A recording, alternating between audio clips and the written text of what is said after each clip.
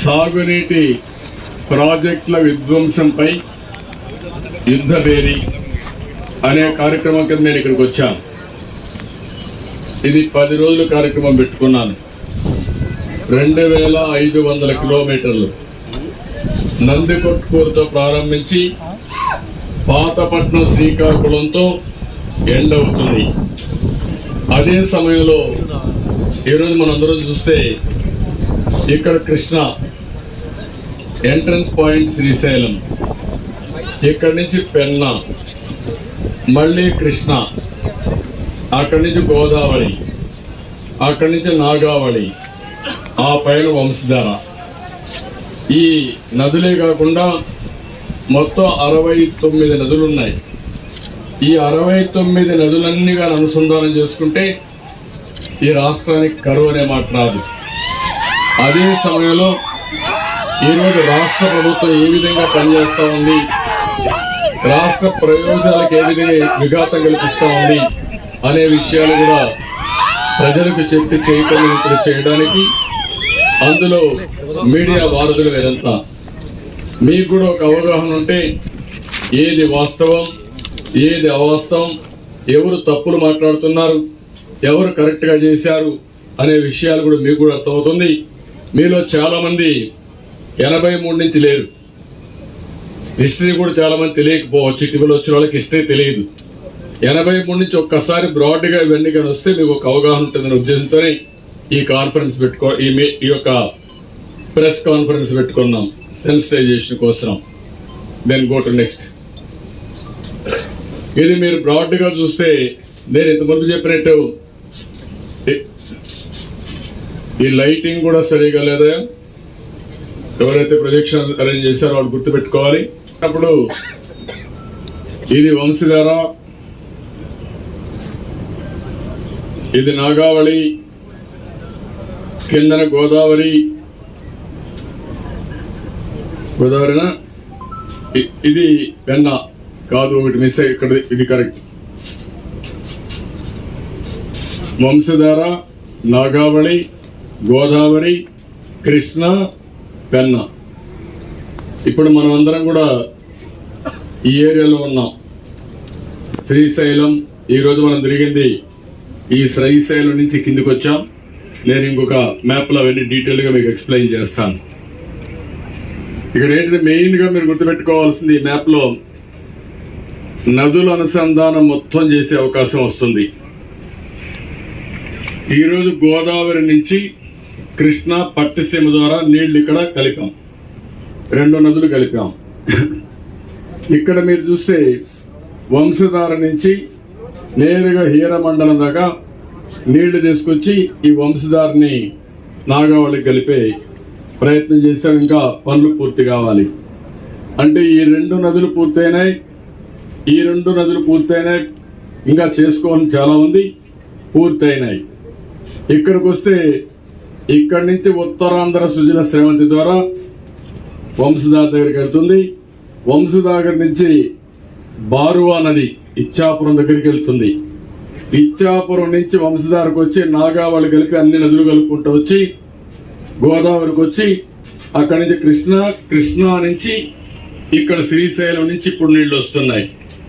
కానీ భవిష్యత్తులో ఆలోచన ఏంటంటే కృష్ణా నదిని ఏదైతే నాగార్జున సాగర్ కిందన నేరుగా బనకచెర్లకు తీసుకొస్తే అప్పుడు గోదావరి నీళ్లు డైరెక్ట్గా బనకచెర్లకు వస్తాయి. అది కూడా ఇంకొక మ్యాప్లో నేను ఎక్స్ప్లెయిన్ చేస్తాను మీ అందరికీ. నెక్స్ట్, ఈ సాగునీటి ప్రాజెక్టుల కోసం 14-19లో 68,293 కోట్లు ఖర్చు పెట్టాం.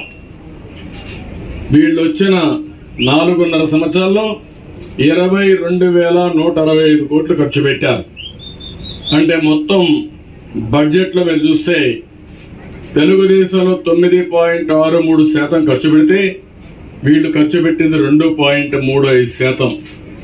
అంటే సాగునీటి మీద ఎంత శ్రద్ధ ఉందో, రైతాంగం పైన ఎంత ఆలసత్వం ఉందో దీన్ని బట్టి మీకు అర్థమవుతుంది. ఈ ఫిగర్స్ అన్ని కూడా నేను పెట్టినట్టు కాదు, ఇప్పుడు కూడా రికార్డులో ఉన్నాయి. ఈ విషయం రాష్ట్ర ప్రజలందరూ అర్థం చేసుకోవాల్సిన బాధ్యత ఉంది. నెక్స్ట్ ఇంకొక పక్కన నారాయలసీమ నేను రాయలసీమ ముద్దు బిడ్డ అని కథలు మాట్లాడతాడు. నేను అడుగుతున్నా, ఇది చూసిన తర్వాత నువ్వు రాయలసీమ పేరు ఎత్తడానికి కూడా అర్హత లేదు. తెలుగుదేశం పార్టీ మీరు చూస్తే 14-19లో 8,291 కోట్ల రూపాయలు ఖర్చు పెట్టాం. నీరు ప్రగతిలో 4,150 కోట్లు ఖర్చు పెట్టాం. మొత్తం 12,441 కోట్లు మనం ఖర్చు పెడితే వీళ్ళు ఖర్చు పెట్టింది 2,011 కోట్లు, అంటే 1/6. మనం 12,000 కోట్లు ఖర్చు పెడితే వీళ్ళు 2,000 కోట్లు ఖర్చు పెట్టి రాయలసీమకు తీరని ద్రోహం చేసిన రాయలసీమ ద్రోహి ఈ జగన్మోహన్ రెడ్డి అని చెప్పి కూడా నేను మీకు తెలియజేస్తున్నా. ఎందుకంటే బాధ, ఆవేదన ఉంది. ఏ విధంగా అయితే తెలుగుదేశం పార్టీ వచ్చిన తర్వాత రాయలసీమకు దోహదం చేశాం, నీళ్లు తీసుకొచ్చాము. నేను నెక్స్ట్ స్లైడ్లో మీకు వెళ్ళి చూపిస్తాను. నెక్స్ట్ ఇక్కడ మీరు చూస్తే నేను ముందే చెప్పాను, ఇక్కడ మనం శ్రీశైలం, ఈరోజు ముచ్చుమర్రికి వెళ్ళాం, ముచ్చుమర్రి చూసాం. ముచ్చుమర్రి కంటే ముందు ఈ పక్క చూస్తే పోతిరెడ్డిపాడు ఎస్ఆర్బిసి ద్వారా పోతిరెడ్డిపాడు వస్తుంది. ఈ పక్కకి వెళ్తే హంద్రినీవా మల్యాల దగ్గర వస్తుంది. ఇప్పుడు ఈ మ్యాప్ చూసినప్పుడు ఈ 3 కూడా అవుట్లెట్స్. ఈ 3 ద్వారా శ్రీశైలం నీళ్లు రాయలసీమకు వచ్చాయి. ఇవన్నీ కూడా 3 కూడా నందికొట్కూరులో ఉన్నాయి. ఈ నందికొట్కూరులోని ఈ నియోజకవర్గంలోని 3 ఉన్నాయి. ఈ బనకచెర్ల కూడా నందికొట్కూరులోనే ఉంది. బనకచెర్ల అంటే ఇక్కడ మీరు అందరూ గుర్తుపెట్టుకోవాల్సింది, మీడియాకు ఒక అవగాహన కోసం అని చెప్పేది ఏంటంటే, ఇది ఎస్ఆర్బిసి ఫస్ట్ ఎన్టీ రామారావు గారు ముఖ్యమంత్రి అయినప్పుడు దీన్ని ప్రారంభించారు. అదే తర్వాత తెలుగు గంగ, పోతిరెడ్డిపాడు నుంచి నీళ్లు వచ్చి తెలుగు గంగై ఆ రోజు 5 మంది 4 ముఖ్యమంత్రులు, ఆంధ్రప్రదేశ్, కర్ణాటక, మహారాష్ట్ర, తమిళనాడు ముఖ్యమంత్రులు ఉంటే 4 కలిసి 15 టీఎంసీ నీళ్లు తమిళనాడుకు నీళ్లు ఇవ్వాలన్నారు. అన్నప్పుడు ప్రధానమంత్రి కూడా సహకరించింది, ఎన్టీఆర్ కూడా ఒప్పుకున్నారు. కానీ నేను ఒక మాట చెప్పాడు, నీళ్లు ఆ రోజు పైపులో తీసుకుపోవాలన్నారు. పైపులో తీసుకుపోవడం నేను ఒప్పుకోను. రాయలసీమకు నీళ్లు ఇచ్చిన తర్వాతనే ఈ నీళ్లు చెన్నైకి వెళ్తారని మొట్టమొదటిసారిగా తెలుగు గంగకు శ్రీకారం చుట్టారు. అది ప్రారంభం.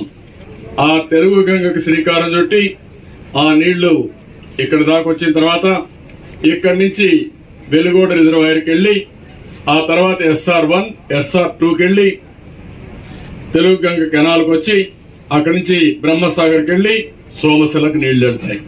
ఇది ఒక కాలువ. రెండో కాలువ ఇది హంద్రినీవా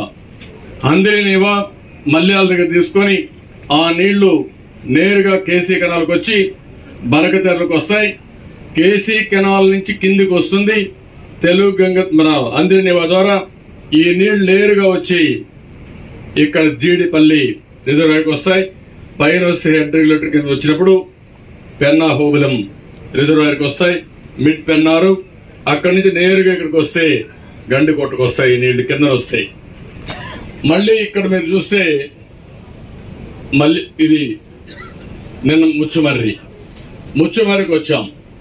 నేను ముఖ్యమంత్రిగా ఉన్నప్పుడు 16 మిషన్స్ పెట్టాం, పంపులు పెట్టాం. 14 ఆపరేట్ అయినాయి, 2 కాలేదు.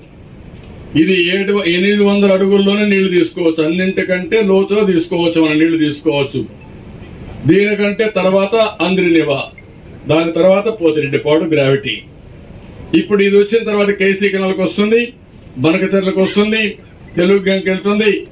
ఇది బ్యూటీ ఏంటంటే ఇంటరాపరబిలిటీ. అన్ని ప్రాజెక్టులకి నీళ్లు ఇక్కడ వదిలిపెడితే ఈ 3 కూడా అక్కడి నుంచి కేసీ కెనాలు, తెలుగు గంగ, నగిరి గాలేరు, అక్కడి నుంచి హంద్రినీవా, ఆల్ ప్రాజెక్ట్స్ రాయలసీమ మొత్తం నీళ్లు వెళ్లే పరిస్థితి ఉంటుంది. కాబట్టి ఈ 3 ఎవరు ప్రారంభించారంటే తెలుగుదేశం పార్టీ ఎవరు ప్రారంభించారు, తెలుగుదేశం చేశారు. ఆ రోజు ఎన్టీ రామారావు గారు, తర్వాత నేను వచ్చిన తర్వాత.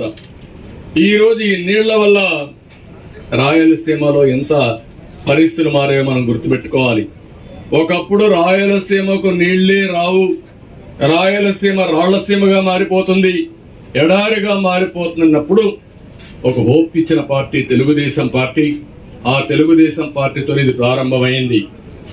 ఈరోజు ఇక్కడికి వచ్చినప్పుడు నేను ఆలోచించింది, పోయినసారి మీకు జ్ఞాపకం ఉంటుంది, నేను ముఖ్యమంత్రిగా ఉంటే ఒకరోజు అవుకు రిజర్వాయర్ దగ్గర పడుకున్నాను, ఒకరోజు పోయి మదనపల్లిలో కెనాల్ దగ్గర పడుకున్నాను, ఒకరోజు తోటపల్లి దగ్గర రిజర్వాయర్ దగ్గర పడుకున్నాను.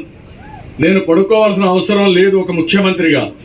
ఎందుకు పడుకున్నానంటే, నేను పడుకుంటే అధికారులు అప్రమత్తం అవుతారు, అధికారులు అప్రమత్తం అయితే దీనివల్ల న్యాయం జరుగుతుందనే ఉద్దేశంతోనే, స్పీడప్ చేయించిన ఉద్దేశంతోనే ఆ రోజు ఆ కార్యక్రమానికి శ్రీకారం చుట్టాం. ఇక్కడ మీరు చూసే ఇది కృష్ణ, పై నుంచి పోలవరం నుంచి నీళ్లు వస్తున్నాయి. ఇది పట్టిసీమ. పట్టిసీమ ఇక్కడి నుంచి తీసుకొని ఈ రైట్ మెయిన్ కెనాల్ వదిలిపెట్టి నేరుగా ప్రకాశం బ్యారేజ్ ఇస్తున్నాం. ఇక్కడ 120 టీఎంసీ నీళ్లు, పట్టిసీమ నీళ్లు గడిచిన 7-8 ఏళ్ల నుంచి తీసుకొచ్చాం. ఆ నీళ్లు ఇక్కడ వేచి ప్రకాశం ఏదైతే కృష్ణా డెల్టాలో వాడే 120 టీఎంసీ నీళ్లు శ్రీశైలంలో పొదుపు చేశాం. పొదుపు చేసిన నీళ్ళని ఈ 3 కాలువల ద్వారా రాయలసీమకి ఇచ్చాం. మీరు గుర్తుపెట్టుకోవాలి, ఎక్కడి నుంచి నీళ్లు వస్తున్నాయంటే, ఈ రోజు ఈ నీళ్లు ఇవ్వగలిగామంటే, అన్ని రిజర్వాయర్లో ఫిలప్ చేయగలిగామంటే 120 టీఎంసీ నీళ్లు పట్టిసీమ ద్వారా కృష్ణా డెల్టాకి ఇచ్చి, కృష్ణా డెల్టాలో వాడే నీళ్లు శ్రీశైలంలో పెట్టి ఆ నీళ్లు రాయలసీమకి ఇచ్చిన పార్టీ తెలుగుదేశం పార్టీ. ఈ విషయం రాష్ట్రంలో రాయలసీమ ప్రజానీకం గుర్తుపెట్టుకోవాలి. ఇక్కడికి వచ్చినప్పుడు నెక్స్ట్ ఇష్యూకి వస్తే నేను ఇంకోటి ఆలోచించాను. గోదావరి నుంచి నీళ్లు తీసుకొచ్చి ఆ నీళ్లు ఇక్కడ వైకుంఠపురం దగ్గర ఏది ఈ ఏరియాలో పులిచింతల కంటే ముందే ఇక్కడ తీసుకొచ్చి, ఇది నాగారు సాగర్, ఇది పులిచింతల, ఈ ఏరియాలో తీసుకొచ్చి ఇక్కడి నుంచి ఈ నీళ్ళన్నీ కూడా వైకుంఠపురంలో పెట్టి అక్కడి నుంచి నక్కరేకల్లు వరకు కెనాల్ ద్వారా లిఫ్ట్ ఇరిగేషన్ ద్వారా తీసుకురావాలనుకున్నాం. ఎగ్జాక్ట్ గా కెనాల్ ద్వారా తీసుకొస్తే నాగార్ సాగర్ ప్రాజెక్ట్ కంటే ముందు వస్తుంది. అంటే ఈ ఏరియాలో కానీ పులిచింతల, ఇది కుడి కాలువ, ఈ ఏరియాలో ఎక్కడికో ఇక్కడ ఈ ఏరియాకి వస్తుంది. ఈ ఏరియాకు వచ్చిన నీళ్లు నియరెస్ట్ పాయింట్ నల్లమలై ఫారెస్ట్ లో ఒక 32 కిలోమీటర్లు టన్నల్ కొట్టేస్తే నేరుగా వెలుగోడు రిజర్వాయర్కి వచ్చి బనకచెర్లకు వచ్చి, బనకచెర్ల నుంచి రాయలసీమ మొత్తం నీళ్లు వెళ్లే పరిస్థితి వస్తుంది.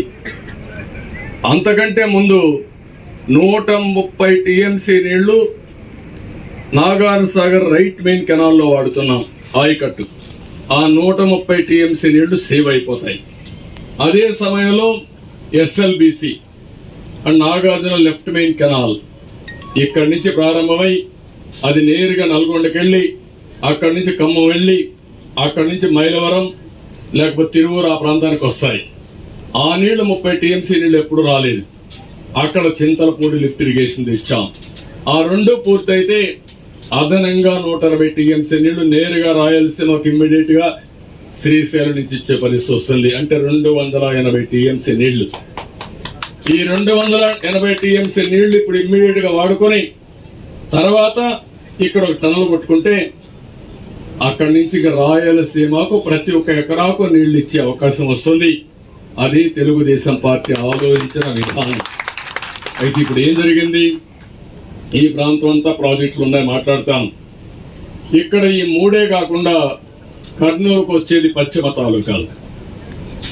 పశ్చిమ తాలూకాలకి 2 మార్గాలు, Tungabhadra, RDS, HLC, KC canal, ఇప్పుడు ఆర్డిఎస్, హెచ్ఎల్సి, ఈ భాగాల్లోనే ఆ నీళ్ళని రావాలి.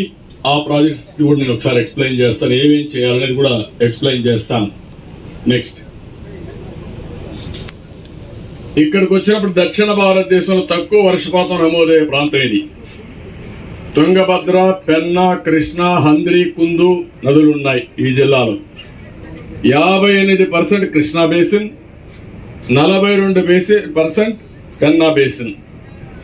మొత్తం భూమి 43,63,000 ఎకరాలుంది. సాగు భూమి 29,85,000 ఎకరాలు. నీటి సదుపాయం ఉన్న ప్రాంతం 7,78,000 ఎకరాలు. ఈ 7,78,000 ఎకరాలు కూడా తెలుగుదేశం పార్టీ తీసుకున్న చొరవ. అంతకుముందు బ్రిటిష్ వాళ్ళు కేసీ కెనాల్ కట్టారు. ఆ తర్వాత వచ్చిందంతా తెలుగుదేశం పార్టీతోనే వచ్చింది. తర్వాత ప్రభుత్వాలు దాన్ని ఫాలో అయ్యే పరిస్థితికి వచ్చింది. 670 మిల్లీమీటర్లు రెయిన్ఫాల్ ఈ జిల్లాలో, అంటే తక్కువ అని చెప్పాను నేను. ప్రతి ఒక్క దగ్గర 800, 900 వెయ్యి ఉంటే ఇక్కడ 670 మాత్రం ఉంది. నెక్స్ట్, ఇక్కడ తెలుగు గంగ ప్రాజెక్ట్ ఎన్టీ రామారావు గారు ఉన్నప్పుడే వాళ్ళిద్దరు ఫోటో కూడా 1,08,000 ఎకరాల ఆయకట్టు ఒక్క కర్నూలులో 504 కోట్ల రూపాయలు మేము ఖర్చు పెడితే 14-19లో వీళ్ళు ఖర్చు పెట్టింది 383 కోట్లు. ఆయకట్టు పెంచేదానికి ఎలాంటి చర్యలు తీసుకోలేదు. లైనింగ్ పనులు ఏమీ చేయలేదు. పోతిరెడ్డిపాడు నీటి సామర్థ్యం పెంచుతామని, తెలుగు గంగ తరలిస్తామని హామీ ఇచ్చారు, కానీ హామీని తుంగలో దొక్కారు. ఏ పనులు చేసిన దాఖలాలు లేవు. ఇది ఉదాహరణ. నెక్స్ట్, దీని తర్వాత శ్రీశైలం రైట్ బేక్ కెనాల్ 1,90,000 ఎకరాల ఆయకట్టు, 20 గ్రామాలకు త్రాగునీరు. అంత మునుపు పెట్టిన డబ్బులు కాకుండా నాకు ఒక జ్ఞాపకం ఉంది. నేను సమైక్య ఆంధ్రప్రదేశ్లో ముఖ్యమంత్రిగా ఉన్నప్పుడు ఎక్కువ డబ్బులు ఖర్చు పెట్టిన ప్రాజెక్టులు ఏవంటే 2 జిల్లాలు. ఒకటి కర్నూలు జిల్లా, రెండోది కరీంనగర్ జిల్లా. కర్నూలు జిల్లాలో ఆ రోజు ఖర్చు పెట్టిన ప్రాజెక్టులు దేనికంటే ఒకటి ఎస్ఆర్బిసి, ఒకటి కేసీ కెనాల్, మూడో తెలుగు గంగ. అక్కడ శ్రీరామ్ సాగర్ అయితే ఖర్చు పెట్టాం. ఈరోజు మీరు చూస్తే 282 కోట్ల 5 ఏళ్ళలో ఖర్చు పెడితే అవుకు దగ్గర అయితే గోరుకల్లకు నీళ్లు ఇవ్వాలని అవుకు టనల్ పనులు కానీ అవన్నీ పూర్తి చేశాం. కానీ ఆ రోజు ఇబ్బంది వస్తే బైపాస్ టనల్ కూడా కొట్టి, ఆల్టర్నేట్ టనల్ కొట్టి నీళ్లు తీసుకెళ్లి గండికోటకు నీళ్లు ఇచ్చాం. కానీ ఈరోజు 40 కోట్ల రూపాయలు, 44 కోట్లే వీళ్ళు ఖర్చు పెట్టారు. మిగిలింది ఎక్కడా ఖర్చు పెట్టే పరిస్థితులు లేరు. అంటే ఏ విధంగా తక్కువ అమౌంట్ ఖర్చు పెట్టే కాకుండా ప్రాజెక్టులపై నిర్లక్ష్యం చూపించారు. నెక్స్ట్, ముచ్చుమర్రి లిఫ్ట్ ఇరిగేషన్ 2/1/2017 ప్రారంభం చేశాం. 4 జిల్లాలకు ఏదైనా అత్యవసర పరిస్థితుల్లో త్రాగునీళ్లు కూడా ఇచ్చే ప్రాజెక్ట్ ఇది. 549 కోట్లు ఖర్చు పెట్టాం. కేసీ కెనాల్కు, హంద్రి నేవాకి ఇవన్నీ కూడా చేసే పరిస్థితి వచ్చింది. 500 అడుగులు పనులన్నీ పెండింగ్ ఉన్నాయి. అవసరమైతే కర్నూలుకు డ్రింకింగ్ వాటర్ కూడా కేసీ కెనాల్ ద్వారా నీళ్లు తీసే పరిస్థితి. అలాంటి ప్రాజెక్టుకి మనం శ్రీకారం చుట్టూ పూర్తి చేశాం. 2 పంపులు పెట్టాలి. ఆ 2 పంపులు మాత్రం వీళ్ళు పెట్టకుండా గాలి కుదిలే పరిస్థితికి వచ్చారు. అవి ఇప్పుడు కూడా కనపడొస్తున్నాయి. నెక్స్ట్, అవుగు టనల్ నేను ముందే చెప్పాను. ప్రారంభం చేసింది 22/9/2018 చేశాం. 25,000 క్యూసెక్స్ నీరు, 452 కోట్లు ఖర్చు పెట్టాం. వార్ ఫుటింగ్ మీద నేను ఎవ్రీ వీక్ మానిటర్ చేసేవాడిని. మిగిలిన పనులు ఇప్పటికి కూడా పూర్తి చేయడం లేదు. ఎడమ సొరంగం 2020 నాటికి పూర్తి చేస్తామన్నారు. ఇంతవరకు హామీ నెరవేరే పరిస్థితి లేదు. గాలి కుదిరి పెట్టే పరిస్థితికి వచ్చారు. నెక్స్ట్, ఇది అవుకు టనల్. అవుకు టనల్ దగ్గర Gorukallu, Avuku reservoir, flood canal, Gandikota రిజర్వాయర్కి నీళ్ళు వెళ్తాయి. ఇది ఒక ఐడియా కోసం మీకు ఏ విధంగా ఇది వెళ్తుందో ఒకసారి చూపించాం. ఇక్కడ కూడా గో బ్యాక్. గోరుకల్ రిజర్వాయర్లో ఆ రోజు లీకేజెస్ ఉంటే అన్ని అరెస్ట్ చేశాం. ప్రాజెక్ట్ని మళ్ళీ నీళ్లు పెట్టాం. వీళ్ళు వచ్చిన తర్వాత మళ్ళా సమస్యలు క్రియేట్ చేసే పరిస్థితికి వచ్చారు. దీనికి అట్లే ఉంది. ఇక్కడ పక్కనుండే ఏదైతే అలకనూరు బ్యాలెన్సింగ్ రిజర్వాయర్ కూడా నీళ్ళన్నీ వెళ్ళిపోయే పరిస్థితి వచ్చింది. ఆ నీళ్లు కూడా లేని పరిస్థితి వచ్చింది. నెక్స్ట్, వెలుగోడు బ్యాలెన్సింగ్ రిజర్వాయర్ 1,78,000 ఎకరాలు కర్నూలు, కడప, నెల్లూరుకి వస్తాయి. కరువు నివారణ కోసం 83లో ఎన్టీఆర్ చేశారు. అదే మరి 96 నుంచి చేశాం. కానీ వీళ్ళంతా చెప్పారు మొన్న మేమంతా పూర్తి చేస్తామన్నారు.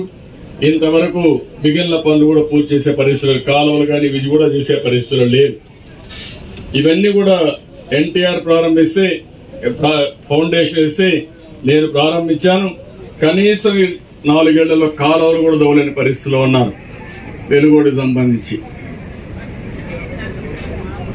మొత్తం 68 చెరువులకు అనుసంధానం చేయాలని, హంద్రి నివారించి కరువు ప్రాంతాలన్నీ చేసుకుని దానికంతా కూడా భూగర్భ జలాల రీఛార్జ్ కోసం 279 జీవో తీసుకొచ్చాం.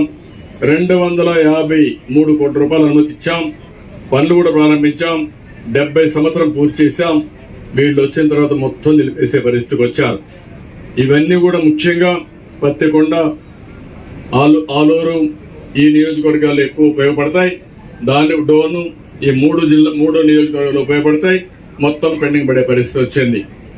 నెక్స్ట్ అక్కడి నుంచి ఆ చెరువుల అనుసంధానం, హంద్రి నివాస్ సుజల స్రవంతి డం, అక్కడి నుంచి ఆలకొండపై డెలివరీ ఛాంబర్, పాండ్యం, డోన్, పత్తికొండ మొత్తం చెరువులన్నీ కూడా 68 చెరువులకు నీళ్లు ఇవ్వాలని చెప్పి ముందుకెళ్ళాం. దెన్ సిద్ధాపురం 2018 నేనే ప్రారంభించా. ఆయకట్టు 21,300 ఎకరాలు, 12 గ్రామాలకు తాగునీరు, 119 కోట్లు మనం ఖర్చు పెడితే శరవేగంతో పనిచేశాం. వీళ్ళు వచ్చిన తర్వాత కాలువలు కూడా దవ్వకుండా 9 కోట్లు ఖర్చు పెట్టారు. ఒక్క 9 కోట్లు ఖర్చు పెట్టి కాలువలు దవ్వలేకపోయారు. అది చాలా దుర్మార్గం. నెక్స్ట్ వేదవతి 80,000 ఎకరాలకు సాగునీరు ఇవ్వాలని, 130 గ్రామాలకు త్రాగునీరు, అత్యంత వెనుకబడిన ప్రాంతం ఆలూరు. జీవో 77 ద్వారా ఇచ్చాం. ఖర్చు 1942 కోట్ల రూపాయలు. అనుమతి కూడా ఇచ్చాం. పనులు అప్పగించాం. పంప్ హౌస్, కెనాల్ పనులు ప్రారంభమైనాయి. ఈ ప్రాజెక్ట్ వస్తే ఆ ప్రాంతంలో అంతా కూడా కరువు పూర్తిగా నివారించే పరిస్థితి వస్తుంది. నేను ఎందుకు ఈ మాట వాడుతున్నానంటే, ఎప్పుడో మద్దు వలస శ్రీకాకుళం అనుభవం ఉంది. అది కట్టి మధ్యలో వదిలేశారు. వెంగళరావు గారు ప్రారంభించారు. నేను సీఎం అయిన తర్వాత నీళ్ళే రావు ఇక్కడికి, ఈ ప్రాజెక్టు వద్దన్నారు.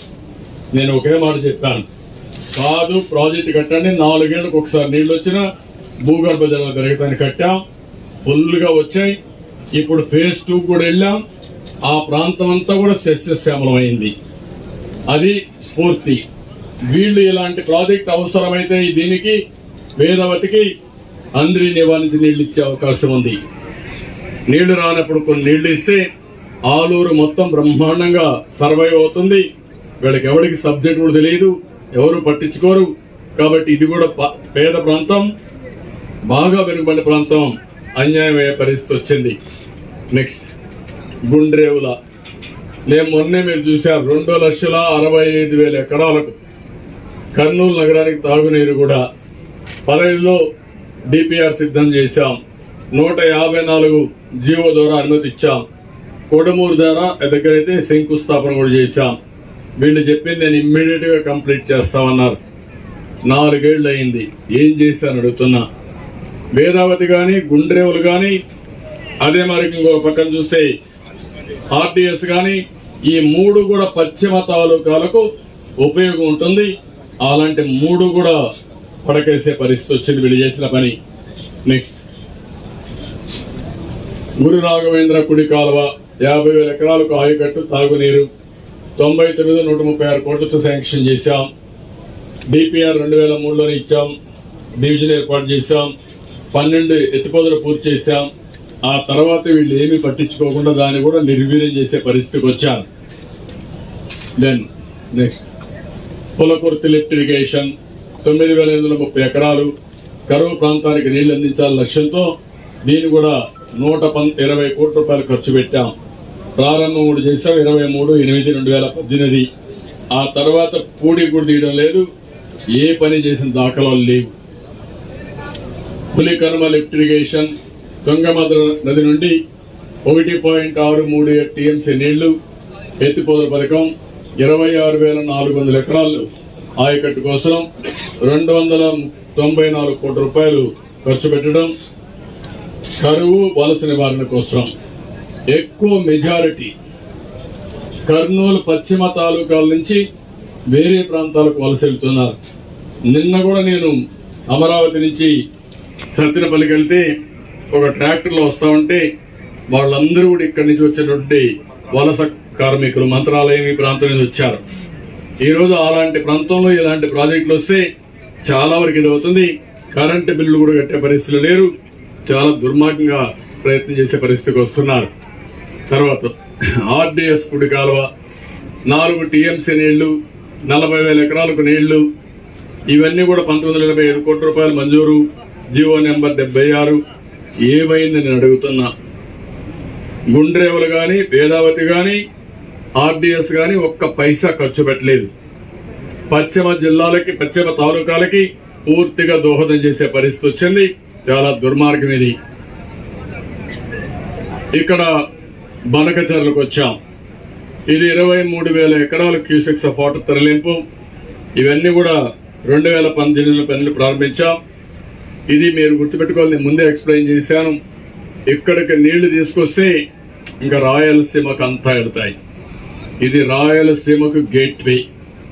ఈ గేట్వే నుంచి అన్ని రిజర్వాయర్లు ఫుల్ చేసుకుంటే 5 ఏళ్లకు ఒకసారి వర్షాలు పడకపోయినా లేదంటే 2-3 ఏళ్లు పడకపోయినా మేనేజ్ చేసే పరిస్థితి వస్తుంది. అందుకని నేను ఒకటే ఆలోచిస్తున్నా, ఎట్టి పరిస్థితుల్లో నా జీవితంలో ఎట్టి పరిస్థితుల్లో నదుల అనుసంధానం చేస్తూనే నేరుగా నల్లమలై ఫారెస్ట్ లో ఆ టనల్ కూడా కంప్లీట్ చేసి గోదావరి నీళ్లు బనకచర్లకు తీసుకురావడం నా జీవిత ఆశయంగా ఎంపిక చేసుకుంటున్నా. అది జరిగితే ఇంక ఈ ప్రాంతానికి నీటి ఎద్దడి ఉండదు. రాయలసీమ రత్నాలసీమగా తయారవుతుంది. అక్కడి నుంచి మీరు చూస్తే అంద్రి నీవా నేరుగా కింది వరకు వచ్చి ఇక్కడ నీవా చిత్తూరు దగ్గరికి వెళ్తుంది. ఇక్కడ పాలార్ కుప్పం దగ్గర వెళ్తుంది. మొత్తం రాయలసీమ నూక్ అండ్ కార్నర్ అన్ని ప్రాంతాలు కవర్ అయ్యే అవకాశం ఉంటుంది. ఇది చాలా ముఖ్యం రాయలసీమకి. నెక్స్ట్ అధికారంలోకి వచ్చిన వెంటనే రివర్స్ నిర్ణయాలు 365 ద్వారా రాష్ట్రంలో 198 ప్రాజెక్టులు ప్రీ క్లోజర్ చేశాడు, అంటే క్యాన్సిల్ చేసేసాడు. 198 ప్రాజెక్టులు. మీరు ఒకటి గుర్తుపెట్టుకోవాలి, నేను ముఖ్యమంత్రి అవుతానే ఇదే మరి కాంట్రాక్ట్లు కాడు పడేశారు. మేము చేయలేమన్నారు. చేయలేమంటే నేను ఒకటే మాట చెప్పాను, మీరు తప్పించుకుంటే మాత్రం బ్లాక్ లిస్ట్ లో పెడతా. అవసరమైతే రివైజ్డ్ గా నేను ఎస్టిమేట్స్ ఇస్తా, అందరికి యూనిఫామ్ గా ఇస్తా. మీరు పని చేయాలి, లాభాలు తీసుకోకుండా కాస్ట్ తో పనిచేస్తే మీకు నష్టం రాదు, మిమ్మల్ని బ్లాక్ లిస్ట్ లో పెట్టనని చెప్పంటే అందరూ ఒప్పుకొని 90% పనులు జరిగాయి. ఆ రోజు కూడా మేము ఎస్టిమేట్ చేశాం. మేము మళ్ళా టెండర్ పిలిస్తే ఆ టెండర్ వాల్యూ ఇప్పటికీ పాత రేట్లు చూసుకుంటే 100% పెరిగిపోతుంది, 200% పెరుగుతా ఉంది. అది అడ్వైజబుల్ కాదని మేము చేశాం. అందుకే నేను అందరినీ పరిగెత్తి చేయించాను. ఇతను ఏం చేశాడు, 198, ఇందులో 108 పనులు రాయలసీమవి అన్ని క్యాన్సిల్ చేశాడు. క్యాన్సిల్ చేసి ఏం పెట్టాడంటే రాబోయే 5 సంవత్సరాలు టెండర్లు పిలవమని పెట్టాడు. అంటే టెండర్లో పిలవడు అంటే ఎవరు? రాయలసీమ ద్రోహి. రాయలసీమ ప్రాజెక్టులన్నీ పడకెత్తించి దరిద్రం చేసి కనీసం రాయలసీమలో ప్రాజెక్టులు పూర్తయితే 1 సంవత్సరం కాకపోయినా 1 సంవత్సరం ఫ్లడ్ వస్తే నీటి సమస్య లేకుండా మనం ముందుకు పోయే పరిస్థితి వస్తే దాన్ని కూడా పూర్తిగా నష్టం చేసే పరిస్థితికి వచ్చాడు. ఇవన్నీ కూడా రివర్స్ నిర్ణయాలు. ఫస్ట్ నుంచి తను వచ్చినప్పటి నుంచి రివర్స్ గేర్ లో రివర్స్ టెండర్ అనే పేరు పెట్టి మొత్తం సర్వనాశనం చేసే పరిస్థితికి వచ్చాడు. తర్వాత రాయలసీమ ఎత్తిపోతల పథకం. నేను అడుగుతాను, నాకు అర్థం కాదు, సబ్జెక్ట్ తెలిసేలా చెప్పాలి. ఆ 3 ప్రాజెక్టులు వచ్చిన తర్వాత రాయలసీమ ఎత్తిపోతల పథకం ఎక్కడ పెట్టుకుంటాం? ఎన్నిటిని పెట్టుకుంటాం? దేనికది? అంటే టెండర్లు కదప్ప. నువ్విచ్చే ఈ ప్రాజెక్టుకి ఇచ్చే డబ్బుల్ని ఇప్పటికే ఇచ్చావు కొంత, ఆ డబ్బులు ఖర్చు పెట్టు, ఆ ప్రాజెక్టుల మీద పూర్తి అవుతాయి.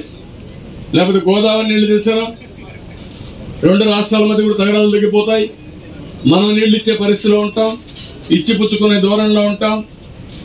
ఈరోజు మనం గుర్తుపెట్టుకోవాల్సింది, తెలంగాణ కానీ ఆంధ్రప్రదేశ్ విభజించిన తర్వాత నీళ్లు వాళ్ళు తీసుకుపోయింది కాళేశ్వరం నుంచి నీళ్లు గోదావరి నీళ్ళు తీసుకెళ్లారు.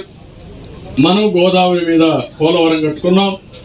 ఆ నీళ్లు మన రాష్ట్రం అంతా తీసుకొచ్చే పరిస్థితి వస్తుంది. 2 రాష్ట్రాలు కూడా గోదావరి నీళ్లు ఉపయోగించుకుంటే 2 రాష్ట్రాలకు అయిన తర్వాత కూడా నీళ్లు మిగులుతాయి. అది చేయకుండా కావాలని చెప్పి లేనిపోని గొడవ పెట్టుకునే పరిస్థితి వచ్చి ఇప్పుడు మొత్తం నేను అడుగుతున్నా, మీకు ఏదైనా ఉంటే ఎందుకు క్లియర్ చేయలేకపోయా?